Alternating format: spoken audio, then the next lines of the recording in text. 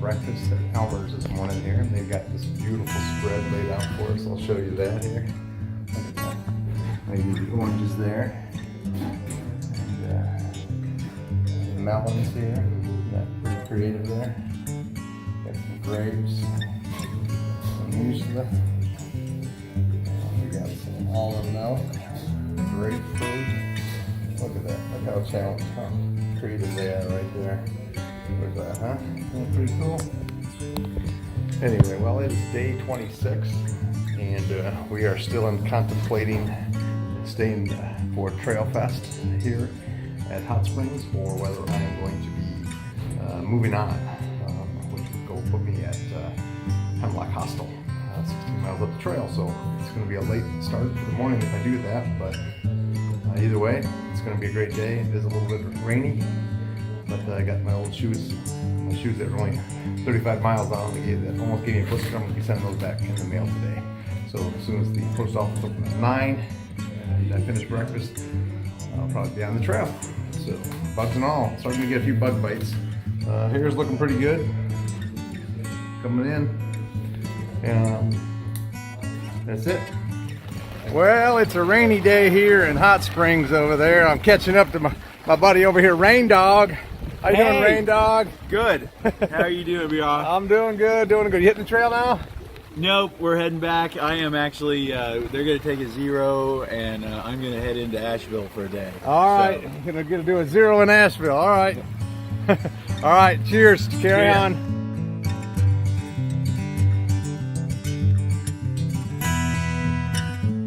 All right, so we are crossing the French Broad River, and we're going to follow this river up for a mile or so. That'll be a couple miles. We'll be looking at it for the next couple hours. It's about almost 10:30. We're just getting out of town, and we have 16.2 miles, so I'm predicting that I will get to Hemlock Hollow Inn at around 6:30, and it's going to be a long day.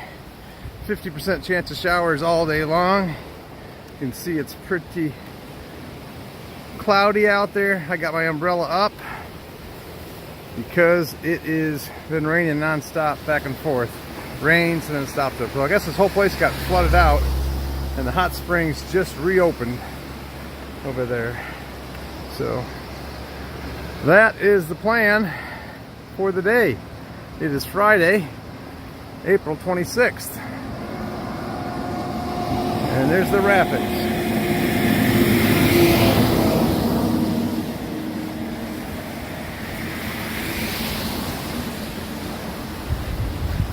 So goodbye, Hot Springs.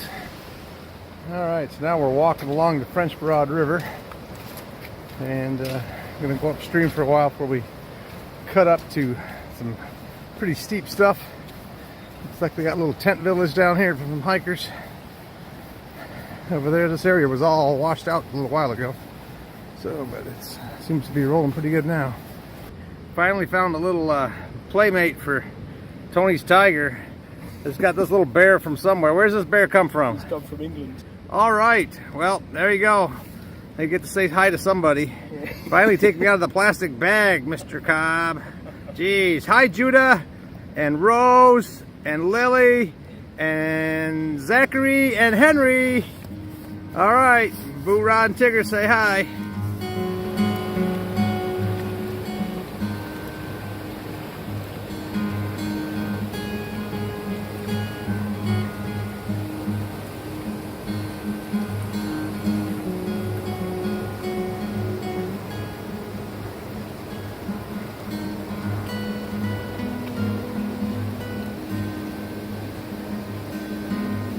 Well, that's the switchbacks that we've been coming up right down there. So that's where we've been. And up the trail here is where we're going. And I believe this rock right here, looking down into the French Broad River, is called Lover's Leap. Woohoo! So the guys that propose, ooh, that's pretty good down shot down there. Yeah, it's at least about 70, 80 feet before you hit anything. So, Lover's Leap. and looking into the little town of Hot Springs down there. And that's the mountain that we came down yesterday.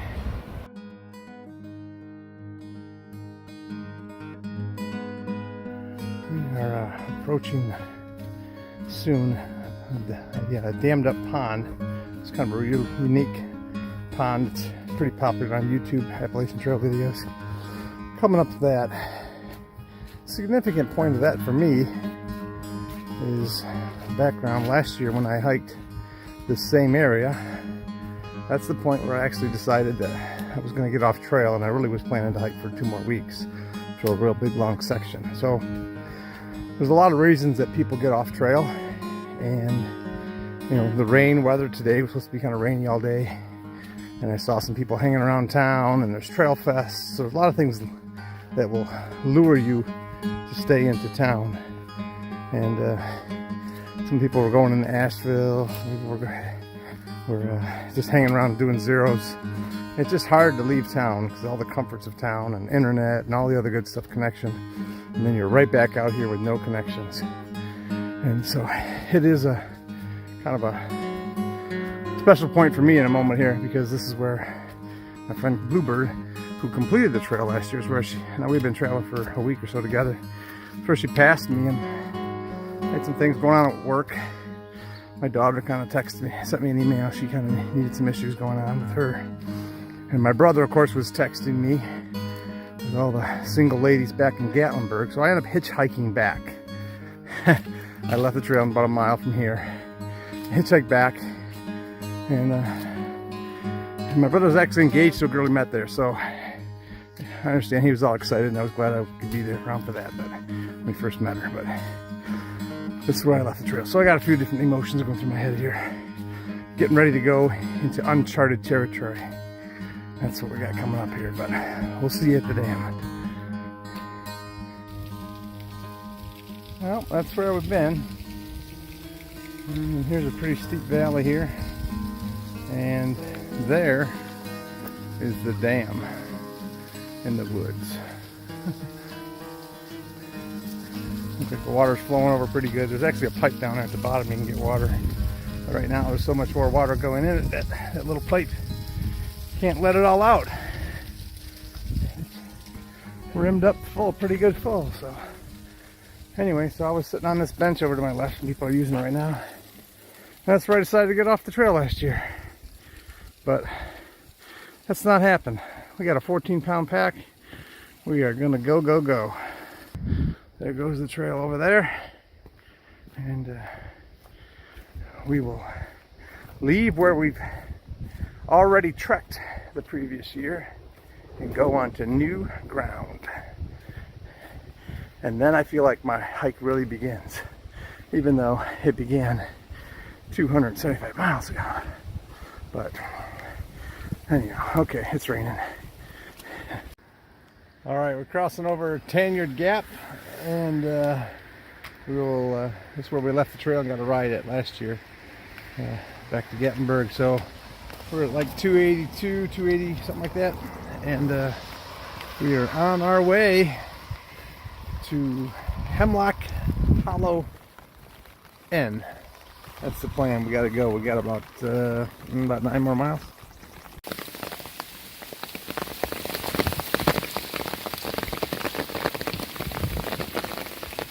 We're getting some hail now, huh?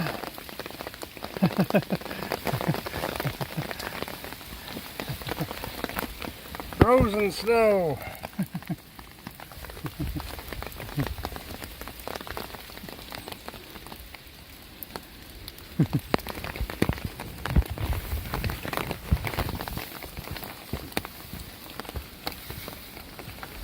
Frozen water there. Oh, that's a beautiful one. Look at that. That's a really nice water source there. Oh, there's even got a pipe coming out of it. Oh, maybe that's the one in the book they're supposed to get water at. All right, I gotta get some water. Time to put the camera away.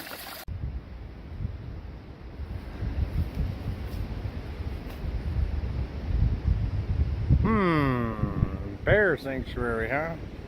I didn't know that. Is that where bears go to pray? I don't know. You can tell by all the green leaves that got ripped down by the hail that there was a lot of hail that came down here. And if you don't believe that, well, that tells you how much hail we had down here. That's a lot of hail.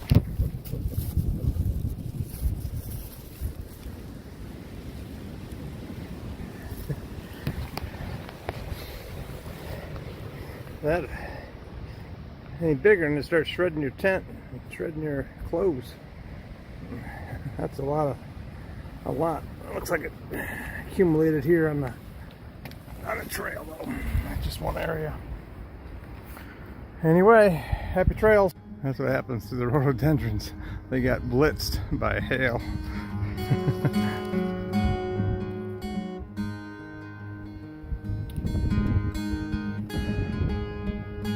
Along the trail, there's several grave sites that are right next to the trail. And here's one for Rex, from back in 1983. No idea, 63, so he wasn't that old. But there's been a couple of them along here. One of them was a firefighter that I saw, and a couple other ones. I will point those out. Not sure the story, but I'm sure there's always a story why they get to be planted right here in the National Forest. Perhaps maybe they just passed here, and that's where they actually died. Maybe they're buried someplace else, and they just put a memorial stone. But nonetheless, it doesn't take much to entertain you when you're on a trail.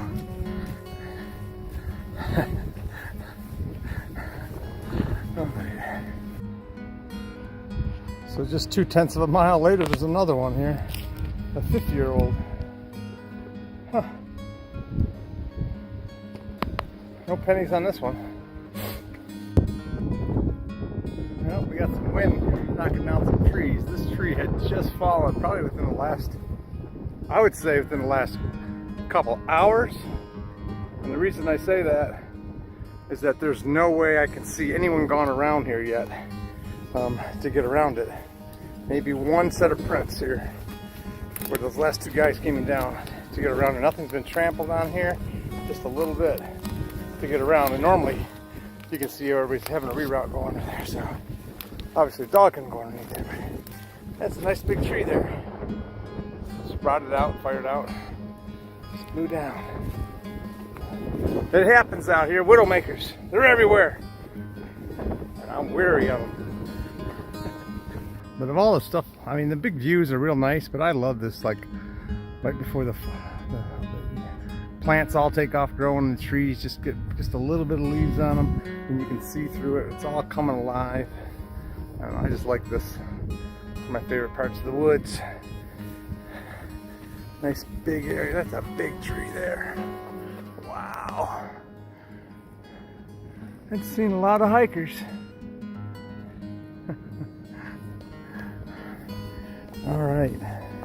All right, almost up the last little push. We got about a half mile to get up to the high point of the day. There's a camp up there, and then we're gonna do our sandwich, roll up tuna fish sandwich. I've been eating today Cliff Bar, had half of my extreme Snickers. Just feeling a little low. I didn't eat enough earlier. I did like 8 miles before I really started to eat anything, and well, I can really tell. Gotta start eating. I gotta eat it first 4 miles. I gotta grab a bar so I can keep my level up strong up there. I'm doing fine now, but it takes like 20 minutes for that to kick in.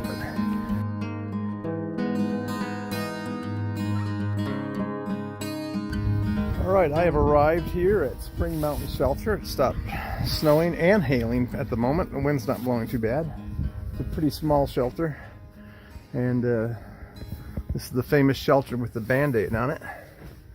Over there, so the Band-Aid shelter. It's called Spring Mountain Shelter, not to be confused with Springer Mountain Shelter, which is where we started this 285.9 miles ago. All right, who we got here? So my name's Showstopper from the UK. I was just hiking up towards this lovely shelter here. and I came across a tree that was looking a bit rickety down towards sort of maybe 2-3 feet away from the base of the tree. You had sort of bark missing. It looked a bit, you know, iffy, but the wood looked pretty fresh. I did hear some creaking and stuff, but I carried on walking past it. I got about 20 feet past it and I heard a real sort of big creak. I turned around and I saw the tree just fully collapse out over. Wow. Yeah, so I was glad that I sort of had walked through it already.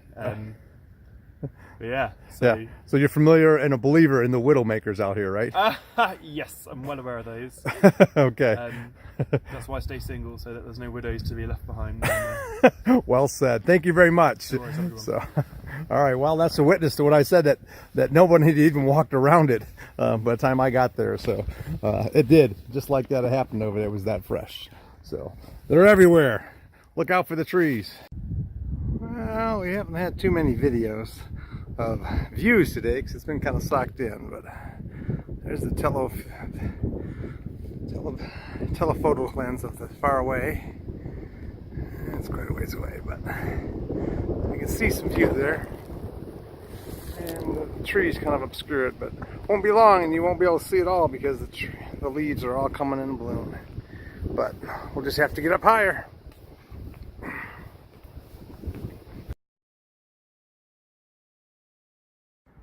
All right, so we made it right at 5:59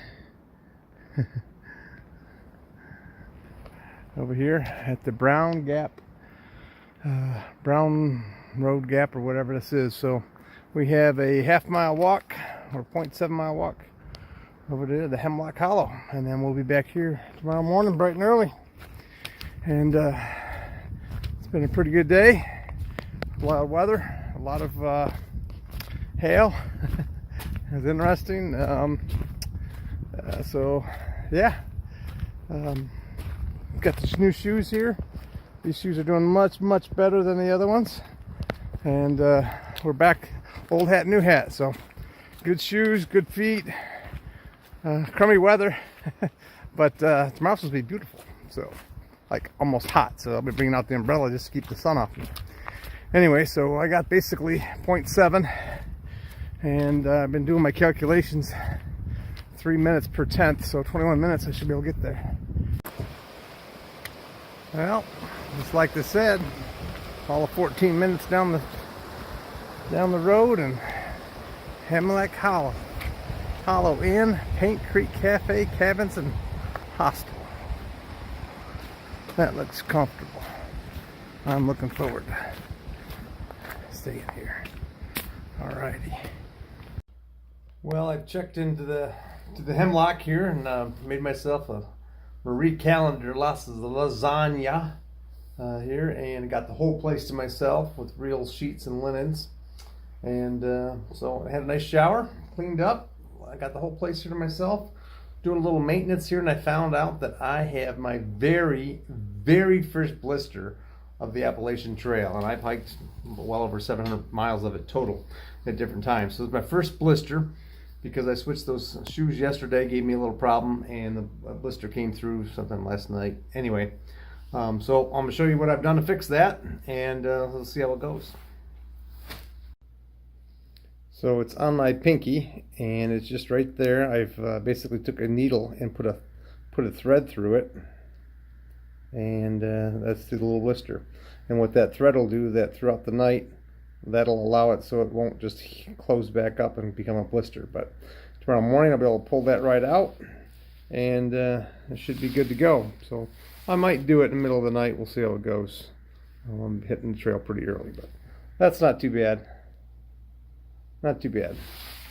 But other than that, the feet are holding up pretty well. Some of the people's feet are blistered up pretty good, and that's the only thing, just that little bit on my toe. That's it. But we're gonna trim the toenails and do some filing. Got my little fingernail file in my box. I got a box delivered here, and got all my food all ready to go. And of course, I went and had lasagna, because that's what I just picked out there. And of course, what do I got for tomorrow night for dinner on the trail? Lasagna. Oh well. All right. Hey, good night. It's been a good day hiking. And this day's been exciting to be over the 1/8 mark. We now have completed 1/8 of the Appalachian Trail. So, good deal. Catch you later.